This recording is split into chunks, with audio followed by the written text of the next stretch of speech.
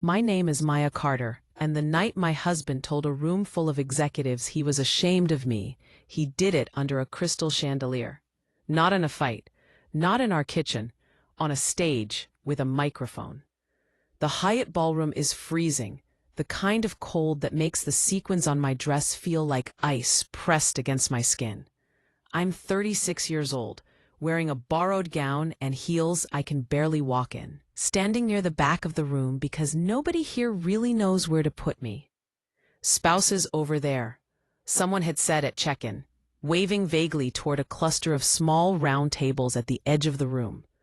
The real action is at the front, the long head table, the executives, the people who matter. Derek matters tonight. He's the star, the newly minted Regional Director of Sales for Westlake Medical. His name is printed in gold script on the program, bigger than anyone else's on the page. It's his night, his promotion, his story. I keep reminding myself of that as I smile at people I've met 3 times already. And you are, they ask, every single time. I'm Maya, I say, Derek's wife. Not the one who edited his proposals. Not the one who fixed his slide decks at 2 a.m. Not the black woman who shelved her own career for a few years so he could focus on the ladder. Just Derek's wife. A waiter passes with a tray of champagne. I take a glass, mostly to have something to do with my hands. My palms are already sweaty.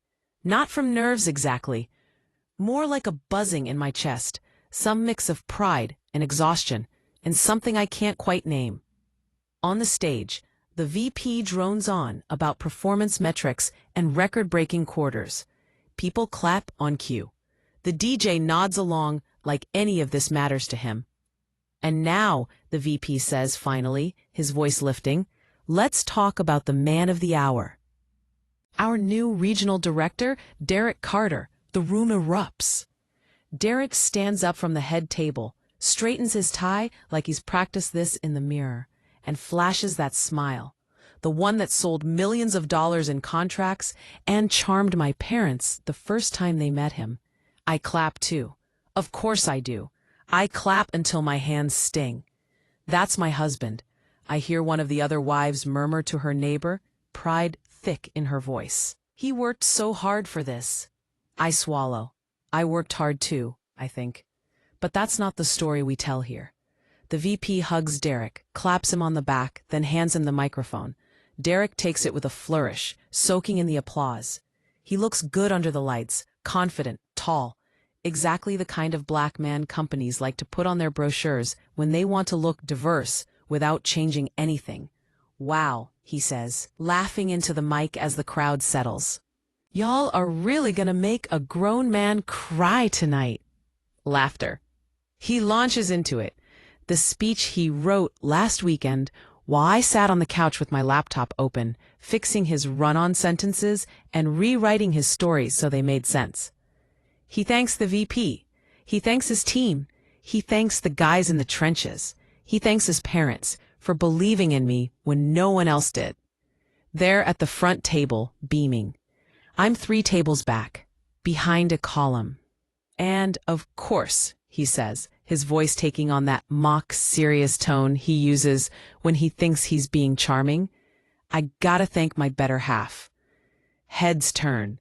People crane their necks looking for me. This is the part where the supportive wife smiles and dabs her eyes. He scans the room, finds me, and points. There she is, Maya. I lift my glass a little, smiling.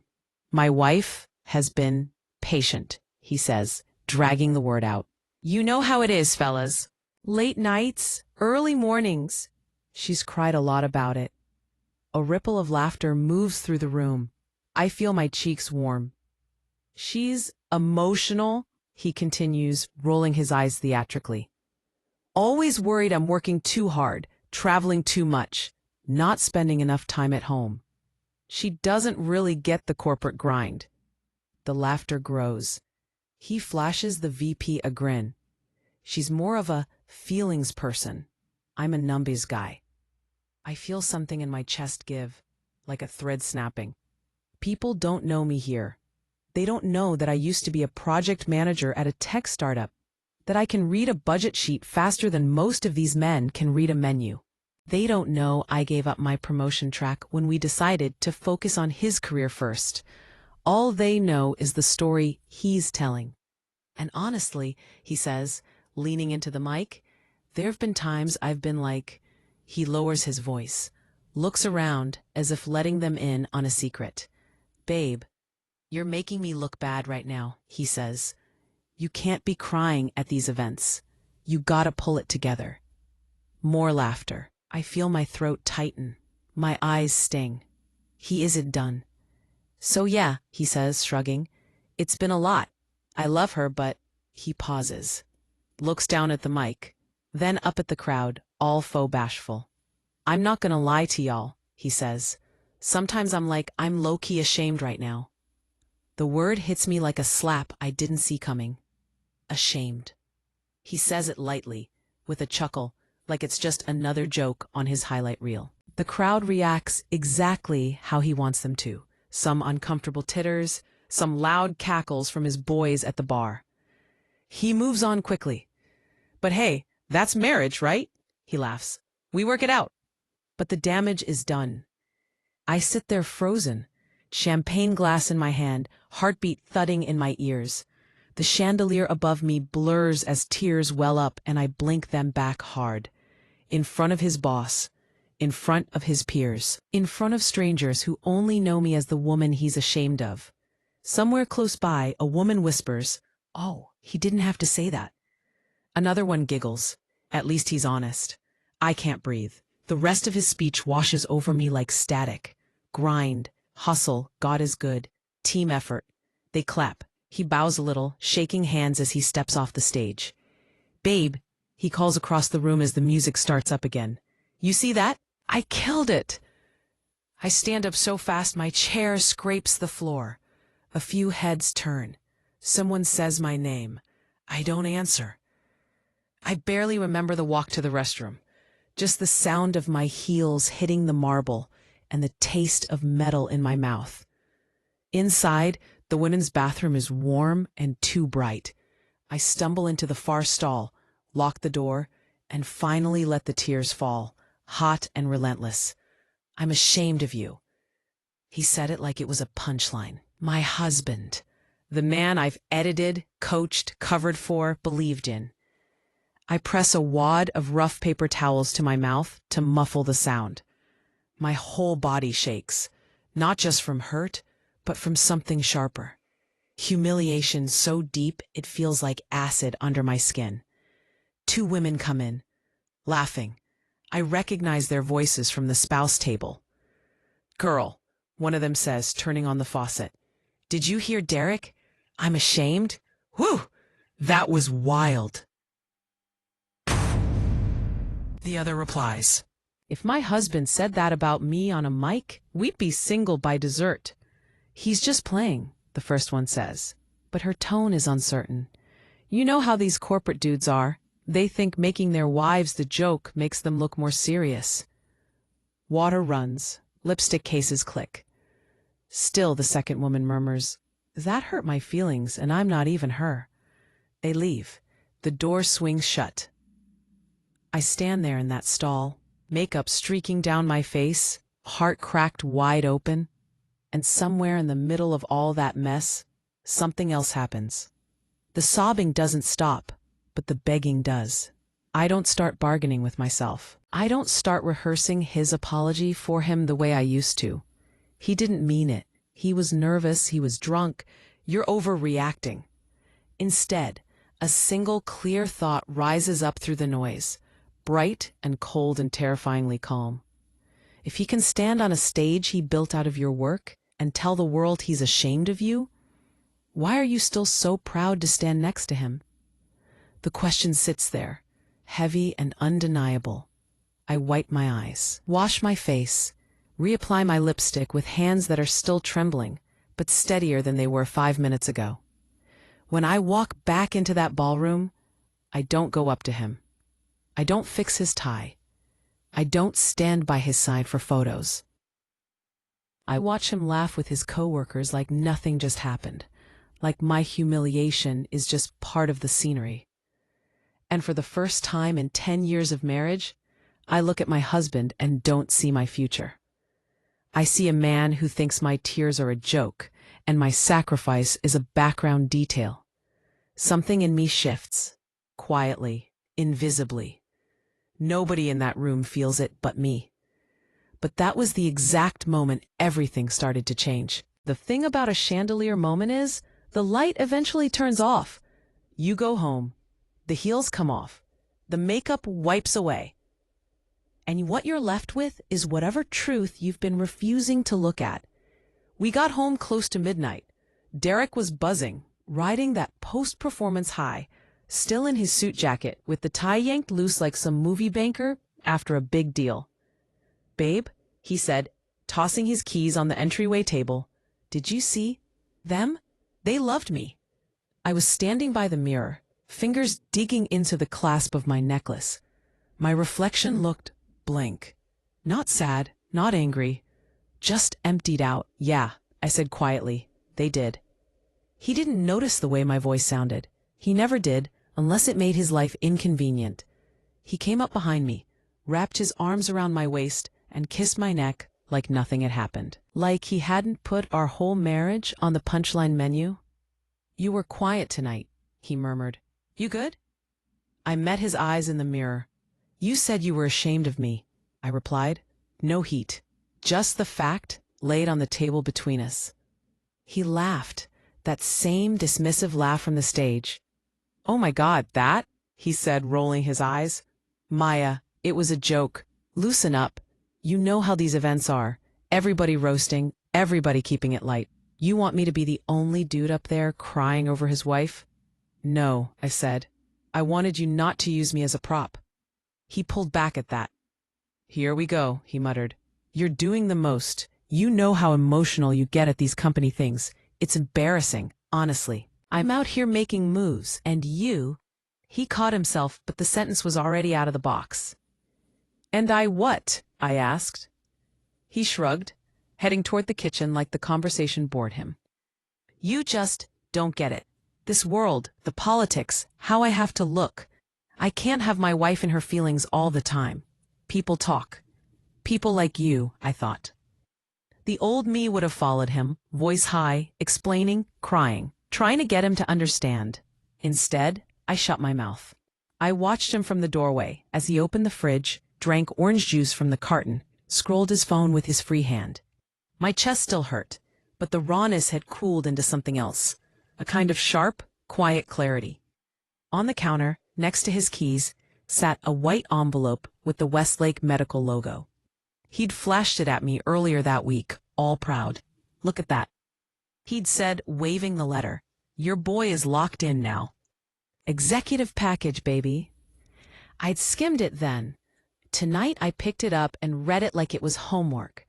Base salary, bonus structure, stock options, vesting schedule, performance triggers, and a section labeled Leadership Incentive, Inclusion and Ethics Initiative. My eyes narrowed. The language was familiar. Equity and promotion pathways, mentorship pipeline for underrepresented employees, bias-aware sales structures. It was familiar because I had written those exact phrases at our kitchen table last year. I remembered that night vividly. Me, sitting in leggings and a head wrap, laptop open, ranting about how his company only put black folks in sales and never in strategy. How they only rolled us out for the photos. "You know what they should be doing?" I'd said, fingers flying over the keyboard. "Tracking who gets promoted, who gets stuck, who keeps getting the stretch projects, building real mentorship instead of just happy hours." He'd nodded absently, half listening, half watching ESPN. "You should send that in," he'd said. "Or better, let me see it. I'll float it to my director. Don't put your name on it, though. They don't really take that kind of thing from, from a 36-year-old black woman who worked from home and wasn't on their payroll." I had emailed him that document. I still remembered the subject line. Draft Equity and Ethics Framework. He'd kissed my forehead. "A team effort," he'd said. Now here it was in his promotion letter, repackaged with corporate bullet points and tied directly to his bonus. Leadership incentive, inclusion and ethics initiative. Payout based on his successful implementation of the project. My project. Something hot and electric cracked through the numbness in my chest. I put the letter down carefully, like it was something that might explode if I dropped it. Then I walked to my office, the small second bedroom we'd turned into my workspace when I left my job. His friends called it Maya's little room. He called it her hobby office. I shut the door and turned on the lamp. The yellow light pooled over my desk, my plants, my neatly labeled folders. My whole little life, as his mother once called it, contained in 12 by 10 feet. I sat down, opened my laptop, and pulled up my email. Search. To Derek. Subject, Draft Equity and Ethics Framework. There it was, sent 13 months ago at 11:47 p.m. My words, document attached. I opened the file. Page after page of notes, bullet points, diagrams, suggestions for training modules, evaluation metrics, even sample talking points for leadership. Then I searched his name in my inbox. Forwarded messages. From Derek, Maya.Carter, at subject, babe, can you clean this up? Decks half finished. Memos with bullet points I'd rewritten from scratch. His vision proposal, the one the VP had raved about in his speech tonight. I remembered staying up late on a Tuesday, fixing his slides while he fell asleep on the couch with the game still playing. He doesn't have our polish, his boss had joked the next day on Zoom, not knowing he was looking at my layout, my phrasing. I started dragging files into a folder. Derek promotion work, original drafts Maya. Emails, attachments, time-stamped versions with my track changes. I didn't even know what I was doing yet. I just knew that the story I'd been told, that he was the genius and I was the emotional wife, did not match this trail of digital evidence. He had the spotlight. I had the receipts. I leaned back in my chair and closed my eyes. An old voice floated up, one I hadn't thought about in a while. Listen, Maya, it said, warm and firm. If your name isn't on the work, they will pretend you were never in the room. Professor Elaine Hughes, my mentor from my project management days at Larkin Tech. Black woman, locks down her back.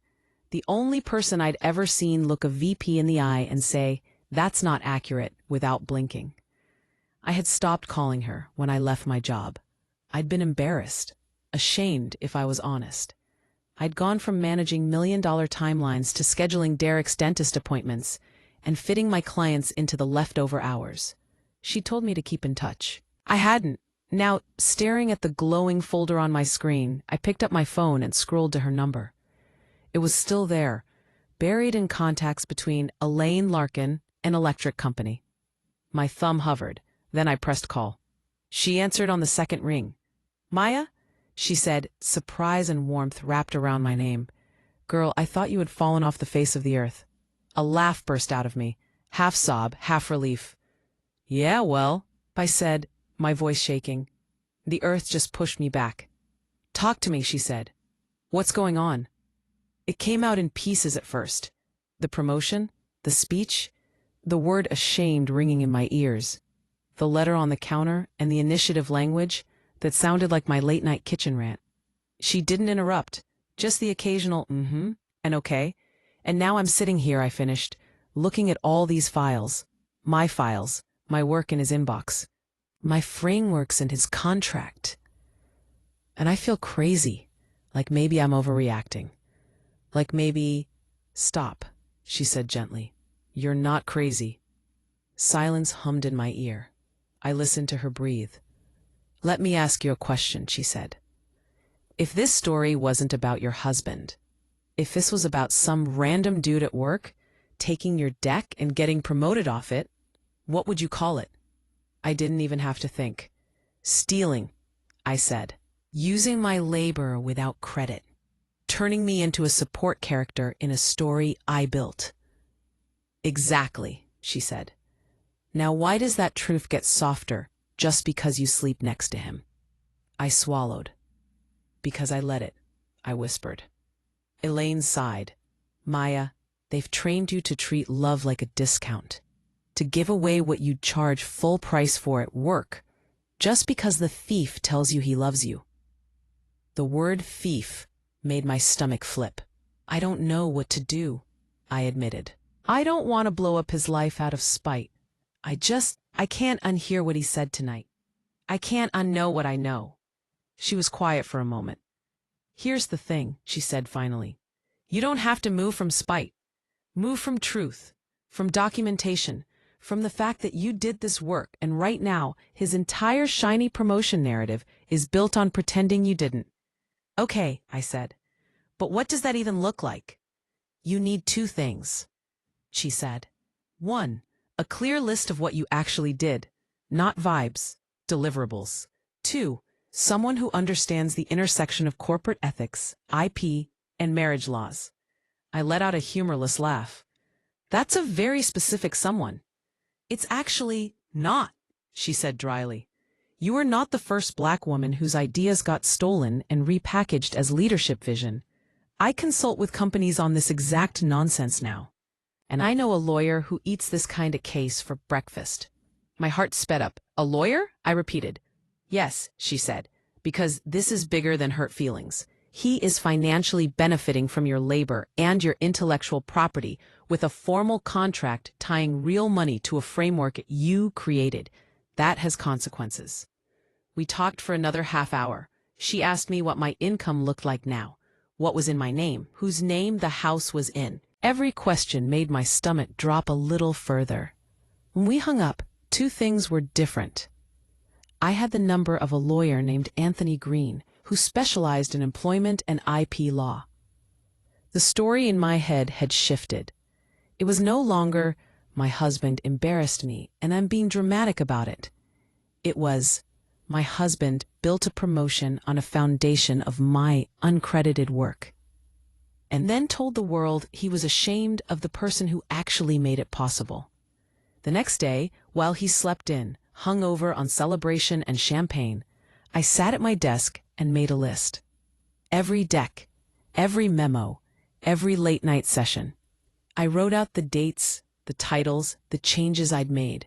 I attached the drafts. I highlighted the sentences that appeared verbatim in his proposal and his contract. By the time the sun was fully up, I had a 12-page document and a folder full of exhibits. When Derek finally stumbled into my office doorway around noon, rubbing his eyes, he smiled. "Damn, you're really mad, huh?" he said, trying to sound playful. "You writing a whole dissertation on how I hurt your feelings last night?" I looked up at him. For the first time, I didn't feel the urge to explain myself. "No," I said, "I'm working." He snorted. "On what?" I clicked save on the document titled Maya's Contributions Westlake Initiatives and closed my laptop. "On my future," I said. He laughed, not realizing that was the last night he'd ever be able to say we and mean me. Because under that same roof, where he told the world he was ashamed of me, I had quietly shifted into something he didn't recognize yet. Not the crying wife in the bathroom. Not the unpaid assistant at the kitchen table. The architect of his fall and of my way out. The first time I met Anthony Green, I had that strange out-of-body feeling, like I'd accidentally walked into a movie I was supposed to be watching from my couch. His office was on the 19th floor of a downtown building with mirrored windows, the kind of place Derek always said he'd have one day once the grind really pays off. Funny, the grind was the reason I was here, just not his. "Tell me everything," Anthony said, folding his hands on the polished desk. He was mid-40s, brown skin, locks pulled back, suit crisp but not loud. There was no fake empathy in his tone, no "oh sweetie" softness, just focus. So I did. The promotion, the speech, the word ashamed floating over a sea of clapping hands. Then the emails, the drafts, the initiative language that had migrated from my laptop to his contract with no stop for my name. I slid the printed packet across the desk. 12 pages, exhibits tabbed. Elaine had helped me structure it so it looked less like a rant and more like a case file. He read in silence. The only sound was the soft whir of the air conditioner and the occasional shuffle of paper as he flipped a page. Every now and then, his eyebrows would lift slightly, then smooth out again. When he was done, he leaned back and looked at me for a long moment.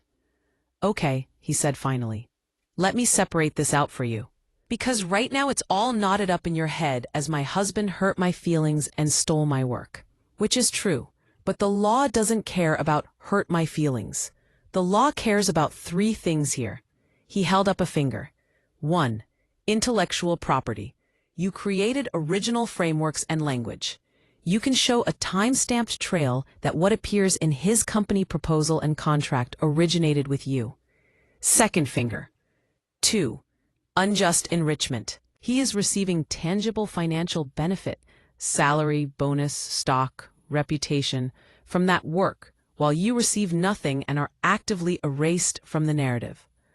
3rd finger. And 3. Their favorite corporate buzzwords, ethics and inclusion, are now attached to a program that was built on exploiting the uncredited labor of a Black woman he describes as emotional and ashamed in public. That's not just hypocrisy. That's risk. PR, legal, internal. Your husband is not the only one exposed here. His employer is too. My stomach flipped. So what does that mean? I can sue him? Sue the company? You could, Anthony said, but you told Elaine you're not trying to burn the world down for sport, correct? He had that same dry tone Elaine had when she said my name. I nodded. I'm not trying to ruin him just to ruin him, I said slowly. I can't keep living like a ghost in my own work. And after what he said, my voice trailed off. Anthony nodded once. Understood. So we don't move from rage, we move from leverage. He picked up my packet again and tapped the cover. Do you actually want his job? He asked. Do you want to go work there? No. The answer came out immediately. I don't want to be anywhere. I'm a diversity checkbox with a pulse. His mouth tipped up just a little, because what you have here is bigger than a job. This is a framework, a product, a consulting lane. They're already using you as if you're a ghost consultant. You just haven't been charging. I stared at him. You're saying I could build a business out of the thing they stole from me? I'm saying you already did, he replied. You just stored it on their server through his inbox. The question now is, do you want credit, control, and compensation? Or do you want revenge only? I sat with that. The old me would have said revenge. The woman who had sobbed in that hotel bathroom wanted him humiliated, stripped, destroyed. But the version of me who had spent the last week building that file, she wanted something else. I want my work in my name, I said slowly. I want what I built to feed me instead of being used as a prop behind someone who's ashamed of me. And I swallowed. I want out of this marriage with enough power that he can't twist the story into crazy wife ruined my life. Anthony nodded again, more firmly this time. Good, he said. Then we do this in 2 phases, professional leverage, personal exit. He pulled a legal pad closer and started outlining boxes. You, him, company. We're going to do, he said. We're going to send a very calm, very boring letter, not to your husband, but to the company's general counsel and chief people officer. We're going to attach selected documentation showing that their shiny new ethics and inclusion initiative was developed by someone who is not an employee, not under contract, and has not given permission for her work to be used. My chest tightened. Won't that blow back on him? He gave me a look. Maya, it already is him. He's the one who claimed this as his vision. I'm not adding his name. I'm just holding a mirror up and letting them see who's in the reflection. He scribbled as he talked. In that letter, we will not threaten a lawsuit. We will simply state facts. You are the original author of the framework. It was implemented without credit or compensation. You are willing to resolve this quietly by 1. being recognized as the originating consultant. 2. Entering into a formal consulting agreement with the company for continued development of the initiative. And 3. Receiving appropriate compensation and attribution going forward. That sounds, I exhaled, big. It is big, he said, because they know what it looks like if this goes public. Major healthcare company's diversity program built on stolen labor of black woman, while executive publicly mocks her at celebration. That's not a headline they want. My heart pounded. And my marriage? I asked quietly. Where does that fit? He paused, then set down his pen. Let me ask you this, he said. If we get you a consulting contract, your own income stream, and a formal record that this work is yours, what does that do to the balance of power when you file for separation? My mind raced ahead of his words. I saw it, a world where I wasn't begging him not to cut the grocery budget because his commission was light that month. A world where every time he tried to say, I made you, I had paperwork that said, actually, I made this, and this pays me directly. It changes everything, I whispered. Exactly, he said. Right now he thinks you're a dependent, so he talks like a man who thinks his wife is lucky to be on his arm. We're about to change his math. He slid the legal pad toward me so I could see the 3 columns. Under you, he'd written IP owner, consultant, plaintiff optional. Under him, employee, policy violator, potential ethics risk. Under company, liability, client, payer. You are not here to crawl into their system and ask them to like you, he said. You are here to show them that the only way to keep this clean is to put your name where it always belonged, in the author line and on the invoice. I left his office that day with 2 things: a copy of the draft letter we'd send after a few more tweaks, and a quiet, steady rage that no longer felt wild and messy. It felt organized. The company's response came faster than I expected. 3 days after Anthony sent the letter, Derek came home with a look I'd never seen on his face before. Something brittle and tight beneath the usual swagger. Did you do something? He demanded, dropping his briefcase harder than necessary. I didn't flinch. Define something. He ran a hand over his head. I got called into a meeting with legal and HR today. They had a packet, Maya, with your name on it. They said they'd received a communication from your attorney.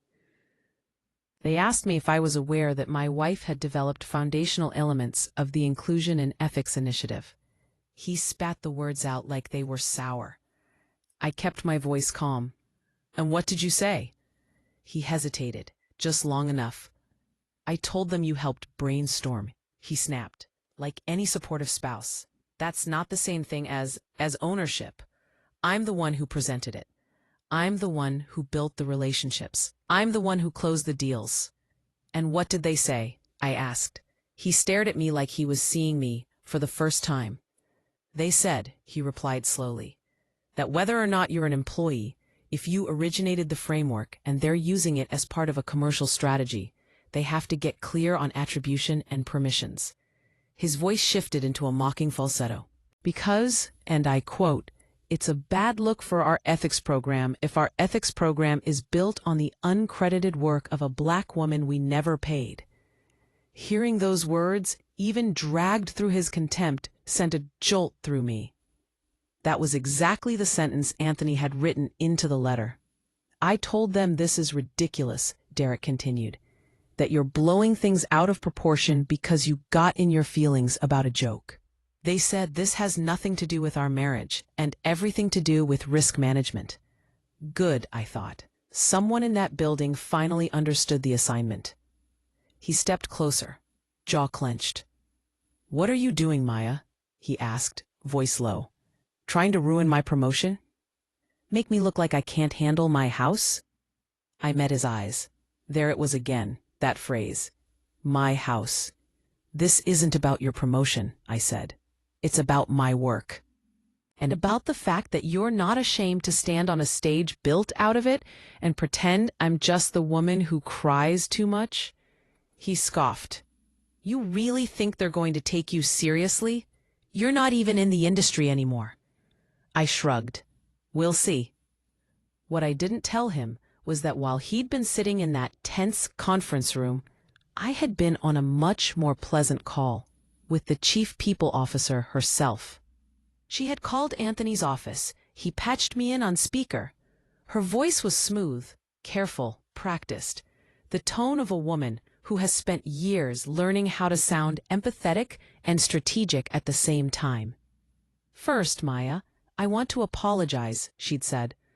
"Reviewing the documentation, it's clear that your contributions were significant. At minimum, we should have explored a formal relationship with you before implementation." "That would have been nice," I'd said. "We'd like to discuss correcting that," she replied.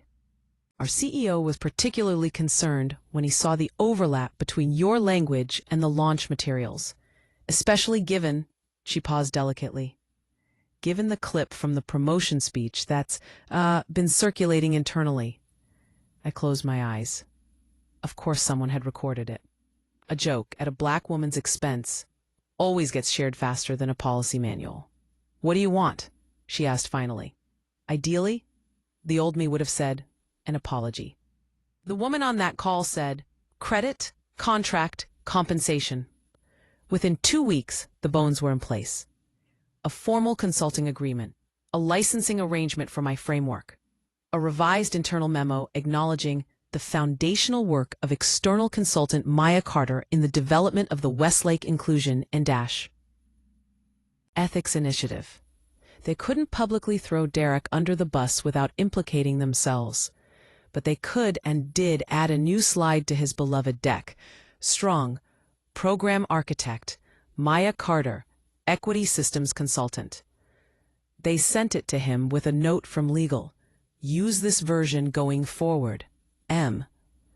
He came home with that deck like it was a bomb, slammed it on the table.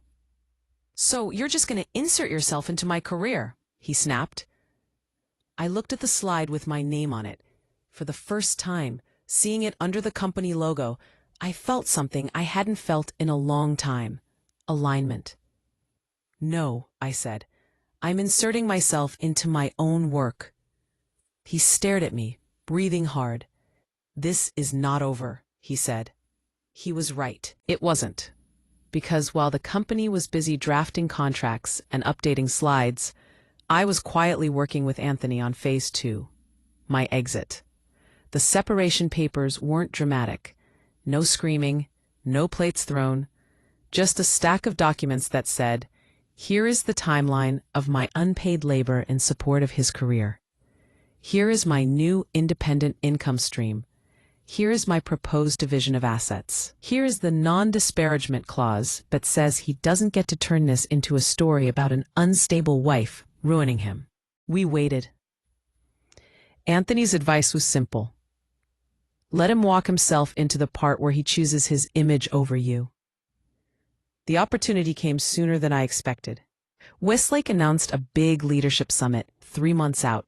All regional directors were required to attend. The CEO would be there. Press too.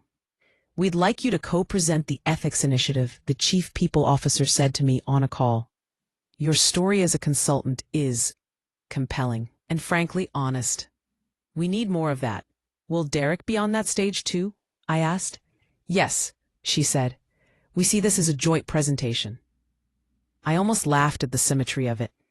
The first time he humiliated me with a microphone, I'd been in the crowd. This time, I'd be under the lights with him. The night before the summit, I slid the separation papers across the kitchen island. "What is this?"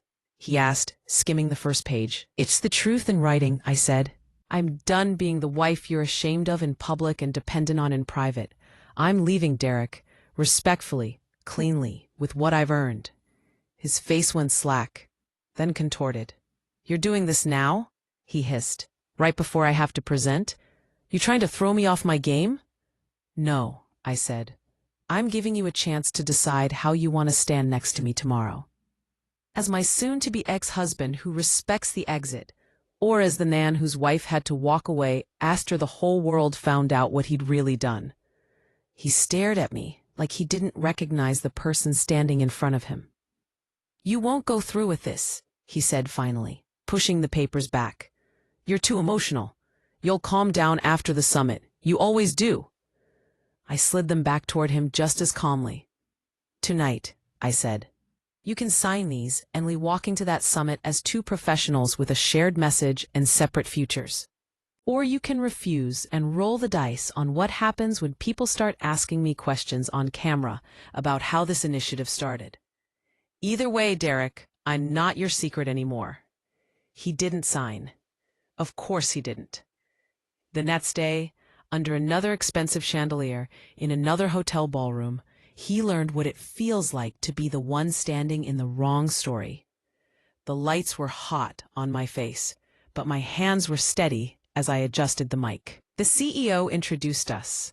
Today, our regional director, Derek Carter, and the architect of our inclusion and ethics initiative, external consultant Maya Carter, will walk us through how this program was born. Born. For the first time in months, that word didn't hurt. Derek went first. His voice had that same practiced smoothness, but there was a tremor under it. He talked about performance metrics and demographics and market share. I watched him glance at the updated slide with my name on it like it offended him. Then it was my turn. I didn't talk about our marriage. I didn't need to. I talked about the patterns I'd watched for years. Who rose, who plateaued, who never even got in the door. I talked about the unpaid labor spouses and partners provide in the shadows of corporate life. I talked about how companies love to say, "We're a family," until it's time to actually reckon with whose voices built the house. I clicked to a slide with a timeline, my original drafts, my email to him, the dates. All anonymized, no messy domestic details. Just threads that anyone with eyes could follow. This initiative, I said, started at a kitchen table, late at night, with someone who was close enough to see the gaps clearly, but far enough from the org chart to be invisible. The fact that you all now know my name is not an accident. It's a correction. The room was quiet in that way where you can feel people shifting inside themselves. Out of the corner of my eye, I saw Derek's jaw clench. Later in the hallway, people stopped me. Not him. Black women in suits, a white guy from legal, a Latina manager from HR. They all said some version of the same thing. "Thank you for saying what we've all lived." By the time the summit wrapped, the company had 3 things on record. I was the architect of a program they were now publicly proud of. I existed independently of Derek, legally, professionally, narratively. I was willing to stand in the light on my own, with or without his last name attached.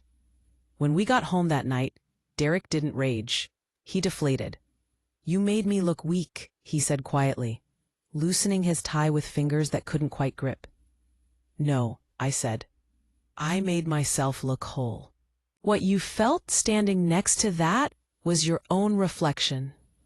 This time, when I slid the papers across the counter, he didn't push them back. He read them. He called his own lawyer. He negotiated some numbers at the margins. But he signed.